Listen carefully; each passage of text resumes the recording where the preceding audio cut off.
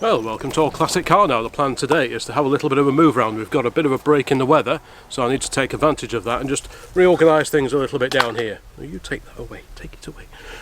Yes, so that's the plan. So I've moved the A40 already because that needed to be shifted out of the way.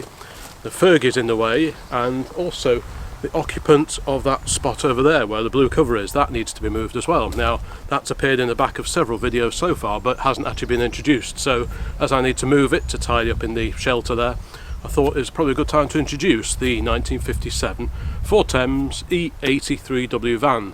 But before I do that, I need to fire up the Fergie and pull the little van out. So let's see if we can get the Fergie to run.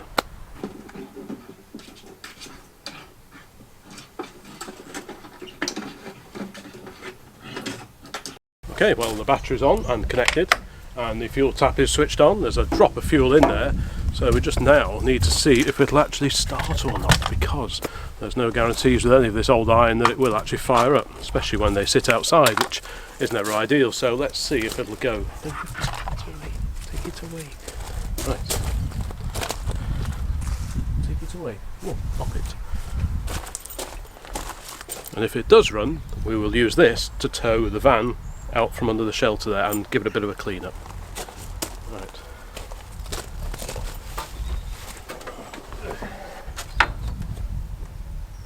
Find the key.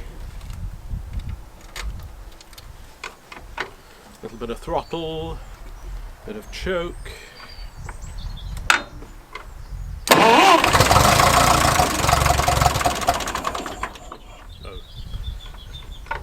Let's try again. I swear this isn't a setup, I've not just had it running 5 minutes ago.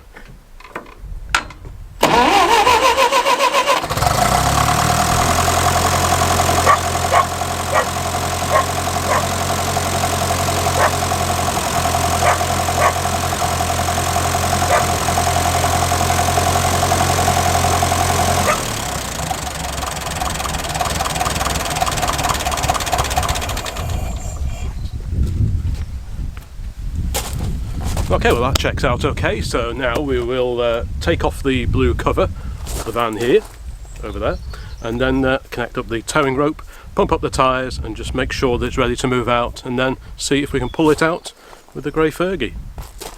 Well, before I actually do that, I thought I'd just have a quick talk about the Ford E83W vans in general. Anyone who's been around the Old Classic Car site for any length of time will know that I've been a fan of the E83W vans and pickups for many, many years. I found my first one in the field back in 1989, that was over in North Wales, and a friend of mine owns that now, and there have been a few others ever since. These particular vans were brought out in 1938 and continued in production until about 1957. They were replaced by the Thames 400E. And if you're a particular fan of the E83W, then I did actually set up a website, e83w.co.uk, many years ago, just as like a bit of a fan page about these particular little vans. The running gear is very similar to that in the Ford Anglia, which you'll have already seen videos about perhaps on this channel, the 1952 Anglia, although that's an 8 horse, and these are the 10 horse, the 1172cc powered version with the little side valve Ford engine under the bonnet. So let's go and have a look and just see what's required to get this particular van outside and ready to give it a quick spruce up and free up the space down in the shelter so that I can have a bit of a tidy up.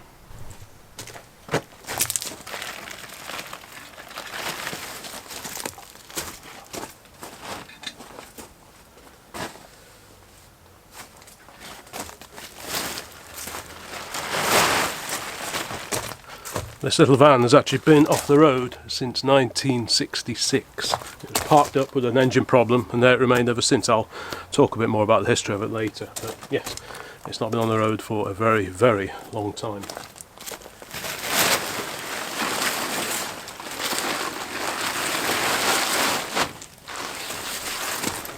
I think we'll do the proper reveal a little bit later. One of the reasons for having this tidy up in the lean-to back here is to try and get the little Ford van undercover for the winter as well. It's been sort of half undercover and half sheeted up for about 3 or 4 years now, on and off. It has spent some time in the garage and some time sort of poking out under here, but it's not ideal. So if I can tidy up a little bit in the shelter there, I'll be able to squirrel the van away completely, so it'll be completely out of the weather, which for its long-term good is probably a very good idea. So let's crack on.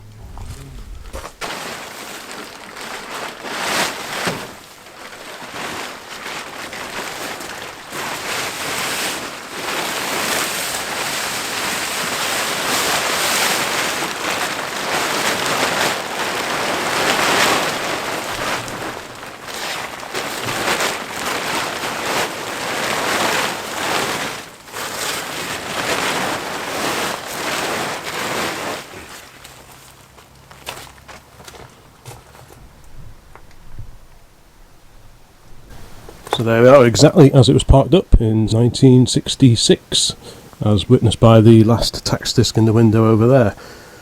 It belonged to a family that had two businesses. One of their businesses was a garage, and the second was a building business, and they used this to transport the builders out to site. They'd drop them off in the morning and go and pick them up in the evening, and that's what this particular van was used for. The name of the builder is still on the door there, the old sign writing, and it's exactly as it was parked in 1966. There was an engine problem, and it got put away in the corner of the garage that another family member ran, and then it just sat there. It was going to be attended to, but it never was. And then the garage was closed down and the building remained, and it gradually fell into real disrepair. The one side of the apex roof had almost collapsed, and the floor underneath it was really flooded and in a very poor state. But fortunately this was on the drier side of the garage, and we sort of fast forward to 4 years ago, and the family began to formulate plans to redevelop the site, sell it off for housing. So I believe that one family member, they just wanted to scrap everything that was in there, clear it and just get it done quickly. But fortunately one gentleman wasn't keen to see the little old van scrapped and just thrown away, and it was via him that I got to hear about it and went to go and see it and was able to rescue it and various bits of clobber from the garage itself before the building was pulled down. It may well have been pulled down by now, I'm not sure. But fortunately I was able to rescue this little van, and being so keen on these and having built up quite a stock of spares and literature and things about the E83Ws over the years, I couldn't just sit back and see this be scrapped, so I had to offer it home, a bit like with the big comma over there. Now the comma will probably have to go because I just haven't got time or the space to really repair that, but at least it survives. That's the main thing, because that was probably going to get the chop as well, as was this little van, and that would have been such a shame. It's totally original. It's not, there's a few little rusty bits around the back end and the back edge of the roof where there was a drip from the garage roof above it, but basically it's really, for its age and being a little old van which they never get looked after, it's actually survived reasonably well. So I was really chuffed to get hold of this. So I think what we'll do now is we'll pop a bit of air in that front tyre because it's a bit soft. We'll fire up the Fergie and just drag it out, and we can have a proper look round it, and I'll give it a clean, and then I can start tidying up in the shelter down here while the van is out of the way and I can get down there properly. So there we go. So that is a little Ford van, E83W from 1957. So right, pump that tyre up.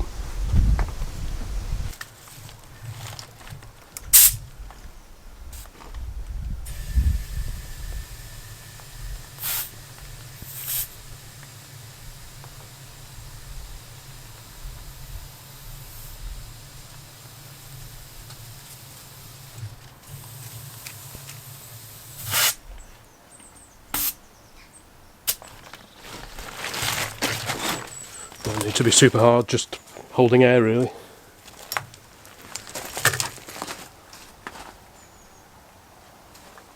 All the others are okay, so I think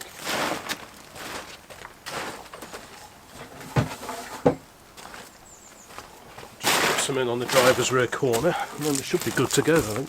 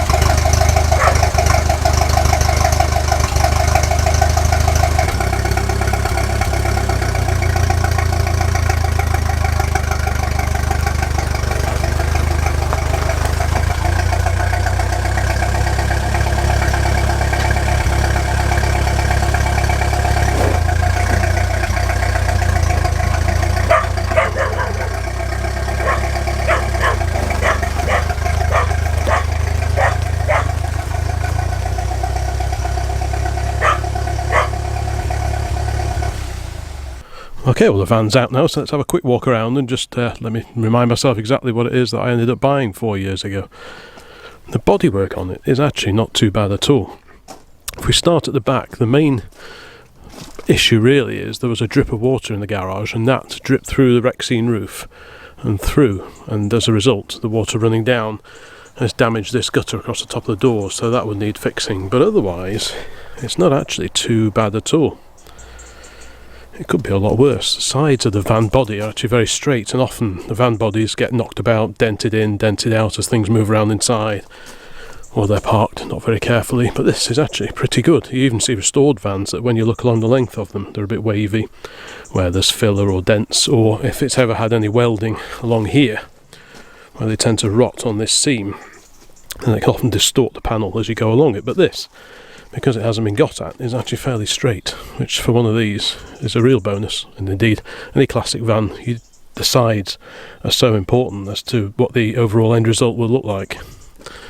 Now, there is some tin worm in the rear arches here and there, but you can't buy repair panels for these, so it's a little bit a case of make the best of what you've got and fix what you can. Now, I did see a split screen Morris van once, and that was in similar condition to this, and what they'd actually done is cut up old Castrol oil tins and such like with the logos on and they'd actually cut out the rotten bits to stop the rot advancing, which seemed like a good idea, and they'd actually riveted on, or screwed on, I can't remember which, like repair panels made from these old oil cans, so you could see bits of the Castrol logo or Esso or whatever it was. And that seemed like quite a good idea, because that way it doesn't then disturb the original paint, which on a van like this you really want to try and preserve if you can, if it's at all possible. So it'd be nice to quite nice to do sort of 1960s style repairs, the sort of repairs that a van, once it's 10-15 years old, back in the 60s would have probably received, just to keep it going, because no one was too precious about an old van. They just wanted it to carry on doing its job. And this could all be replaced, and some of it will need to be replaced, but how do you go about it? If you weld this, it's going to muck up all the old paintwork. Now, there's two schools of thought. One is strip it and fully restore it, which I fully understand. Often a van gets beyond the point of no return and you have to do everything. But when it's, it's reasonably solid in many places and just gone in localised sections, then sometimes there's an alternative way of going about things. Let's have a little bit more of a look down towards the front. Now, often the sills rot. There's a bit down here. This folding here is okay, but it's gone where it goes under there, and the sills aren't too bad. Bottom of the doors often rot. There's wood frame behind here, and they often rot out here, and the bottom of the doors along here, and so on. But this one's actually survived really well, because the van is 1957, so what's that, 64 years old, but it was only actually in use for 9 years, from 1957 or thereabouts through to 1966, when it had the engine problem. So most of its life it's just sat in the garage, and that's probably why bits like the A-pillars, for example, have survived in really good condition. They always rot really badly here, but apart from a bit of surface rust, it's not too bad at all. Bottom of the pillar there, that often rots out, the sills, the floors, basically everywhere. But this one has survived remarkably well for a van, because like I say, vans don't get looked after, they just get hammered and thrown away usually, but fortunately this one was just parked up. E83W nerds will spot this original indicator switch. These are really hard to find now, because these always get knocked off and snapped off and so on, so it's great that this one survived. Got the old keyring here for a garage down in Aldridge in the West Midlands, which curiously Aldridge is where I was just a few days ago for the Transport Museum. There'll be a video about that, so if it's not already up, it'll be up shortly onto YouTube. But yeah, indicating mileage is 66,465, which is probably correct. And the paintwork, well, this green I think was applied probably when the building company bought it back in 57, 58, whenever that was. But originally it was a slightly darker green, which you can just make out the remains of here. And the dashboard, this is actually green, it's not black. They usually are black, but this is actually like a very, very dark military green almost. And we'll talk a bit more about military things in a moment when we get around the other side.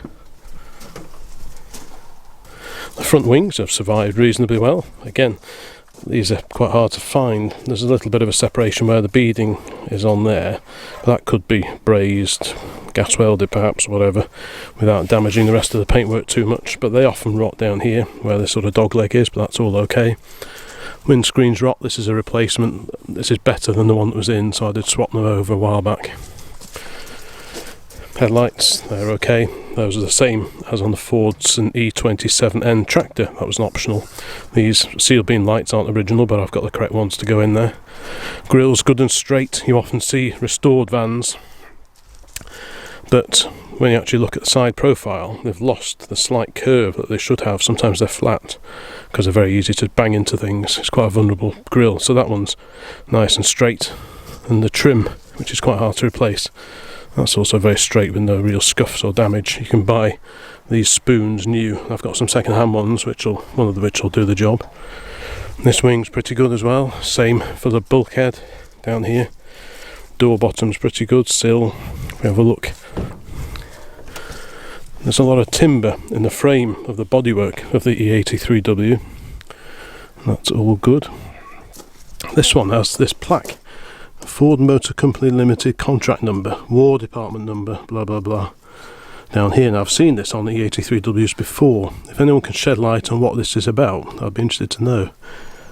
There's no War Department number stamped on here, which makes me think maybe it was a cancelled order, or the War Department bought a batch of these, put them into store, and maybe didn't use them and then sold them off. I believe the company that, the family that bought this van back in the late 1950s, I believe they bought it at a War Department or Ministry of Supply or Ministry of Defence disposal auction around Nottingham way somewhere. So it's quite possible this was earmarked for some sort of military use, but was never actually used, or it could have been used, I suppose. But that would explain this sort of khaki-ish green that appears on the dash and the door pillars, on the wood pillar here. There's evidence of it all over the place. And there's this lighter green which has been applied later. Well, it would appear that they ran out of paint somewhere near the back, judging by the different shades of green that are going on here. Again, this rear wheel arch needs similar repairs, but it could possibly be repaired in a 1960s fashion. So we'll have to look into that sometime. But yeah, it's a very straight, very original van. And while many vans have been fully restored now because they had to be, I think if it's possible to keep it more or less original wherever possible, then I think that's probably the way to go with this one. Let's have a quick look inside the back. Back doors are actually really sound. These have a wooden frame, and again you can see, if I gently let that open, you can see this sort of military greeny sort of colour in here, which contrasts with the light green that's been applied later. The woodwork in here, there's wooden floors, it's actually in really good condition. But like I say, it was only on the road for 9 years, so it's not really had a hard life. And you can see this is all painted very much a military colour green, all this wooden framework in here, which is in really good condition. The only issue is the roof lining there, where there was a drip from the garage roof. A couple of these cross pieces have fallen in. These are only bolted through, I think. And a few years ago I was crawling around inside the back of an old Ford Thames lorry in a Welsh barn. There was all sorts of panels and things in there, and I did find some replacement cross pieces. I thought as soon as I saw them I recognised them, so I grabbed those, paid a few quid for them and dragged them back. So I've got replacement ones of these which can go back in, so there's no issues there. There's a few spare parts in here, another wing. It's a set of reconditioned back doors which I found, which the doors are actually quite good on this, but it's always good to have spares in case someone drives into it. Let's just see if we can open this door. This has still got a functioning strap. And again, you can see this green colour which contrasts with the exterior green. A few odds and ends in here.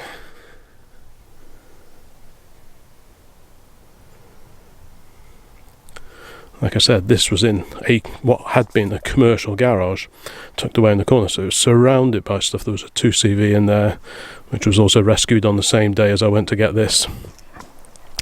And there was all these sort of oil crates and things, but a lot of them were so damaged with the water ingress on the other side of the garage building where the roof had all but disappeared. A lot of it couldn't be rescued, but some of these sort of oil pumps and things like that were rescued. Another one over there. Various other bits and bobs. These are bits of the engine that I took off when I was looking at the problem that led to the van being taken off the road back in 1966. We'll have a quick peek under the bonnet again afterwards. But yeah, I was really pleased to be able to save this little old van. Okay, here's an under bonnet view of an E83W, and the observant of you will notice that the engine is offset to the passenger side, which you can see here, and that area of bulkhead section there is actually the footwell for the driver. If we look in here, you can see that the driver has a bit of a footwell area over there,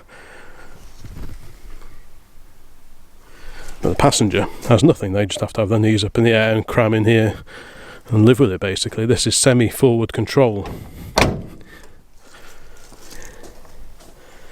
Now, I did remove the cylinder head, that's why it's missing here, because I thought, well, I'll have a quick look just to see if I can see why the van was taken out of use back in '66. And a close inspection revealed a burnt exhaust valve at the back there.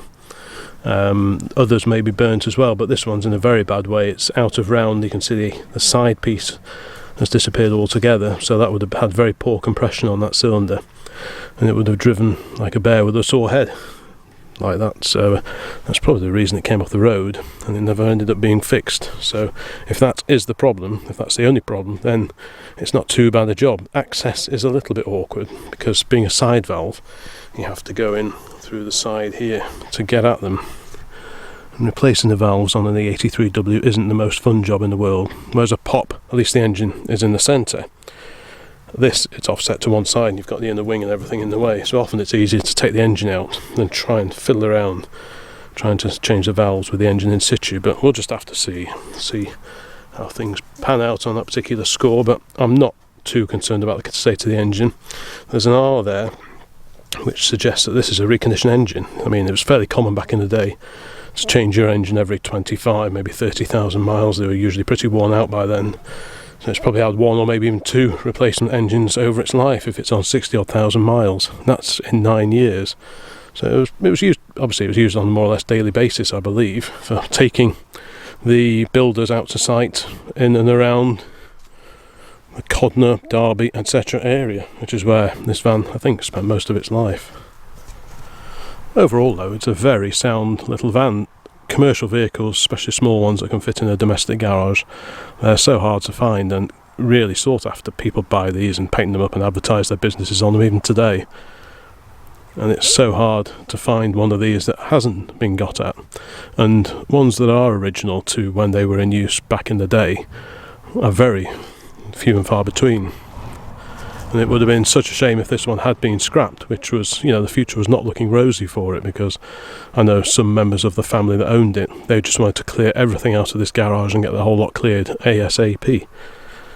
And it's fortunate that one gentleman, one of the brothers, just didn't want that to happen.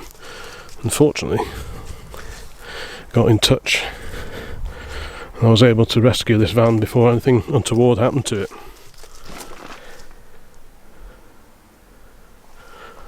Yeah, I just love it. If you're a fan of E83Ws, please pop a note in the comments and say hello if you remember these when they were back in use back in the day in the 50s and 60s, and many of them soldiered on into the 70s even. Yeah, please let me know and tell me what you thought of them. They were a pretty basic vehicle. Like I say, it was a bit cramped for the driver, and the passenger, it was extremely cramped. Everything was very basic. There was no heater. There's no turn signals, you just had these pop-up semaphore indicators. Often you'd see vans with this sort of like Mickey Mouse type ears, little lights up on here. Whether this has had that at some point, I'm not sure. It may have had a roof rack or something like that possibly on here, because there's a hole drilled there. I'm not sure about the other side. There's a hole there, so it may have had maybe a ladder rack or something like that, possibly with ladders just sort of along the top up there and resting on the back of the roof at the back there. I'm not quite sure, but yeah, it's amazing it survived at all. If it hadn't had that engine problem, it probably would have just been driven until the body fell off the chassis and then scrapped. So as it happens, having an engine fault actually saved it, I'm sure. So yeah, that's just a quick look at the interior. You'll see I mean, these are some of the things that I rescued in the garage. I mean, that's never been fitted. The old petrol pump face over there. There used to be petrol pumps outside the garage where this was stored, and you could buy fuel from there. So those pump faces are off the pumps that would have supplied fuel for this van back in the 1950s and 1960s. That's quite cool, the fact that they've survived and survived with the van. Well, I'm certain many of you will have wondered what a heater for one of the little sit-up and beg Fords might look like, and the other day I popped down to the Midlands and picked up just such a thing. And it's a two-part thing, and this is the main heater unit. This is a Galley Heater unit, and this fits in the top hose of a Ford Pop or one of these vans, the Anglia and so on. So basically you cut a section of the top hose out and this slots inside it. And as you drive along, the rushing air goes through there, and there's a bit of a radiator inside there. I'm not sure if the camera will pick that up, but yeah, that goes in your top hose, something like that. And then this trunking goes back down through the bulkhead, and that, via some trunking, connects to this thing over here. And this is the Galley Heater, specifically for the Ford Pops and probably other vehicles like it with a top hose, a similar design. So this screws onto the bulkhead, like comme ça, and then that goes accessible to the passenger or driver inside the car itself. Now you've got a flap here, there's a little butterfly on it, a bit like a carburettor, and that will go up to the demister for the windscreen, and this would control the draft of warm air coming into the cabin, and that would open and close, and that's how you regulate the air coming in. There's no adjustment of the hot air, it's either on or off, and it's reliant on the air passing through it as the car drives along in order for the warm air to make its way into the cabin. So it's not exactly high tech, but it's better than nothing, and that's what this particular thing is for.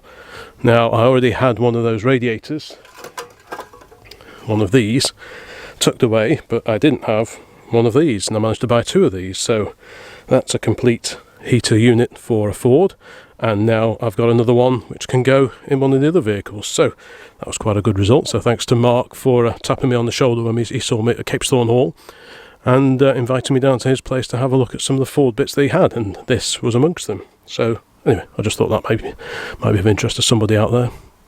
If you've seen the videos about the 1952 Ford Anglia that we've also got, which I bought from a friend earlier this year, you'll know that I do like things as original as they possibly can be. But should this be fully restored, or should it just be oily ragged, preserved, made sound, and got running as it is, and keep it going as it is?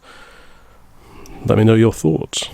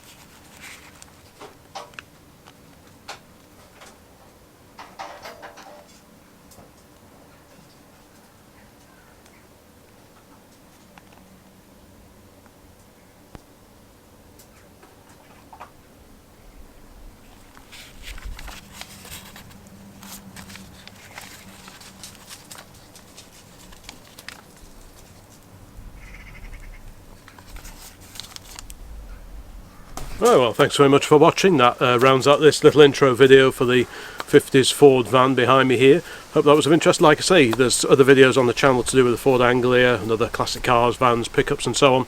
So please check those out before you disappear, and more videos along very, very soon. Bye for now.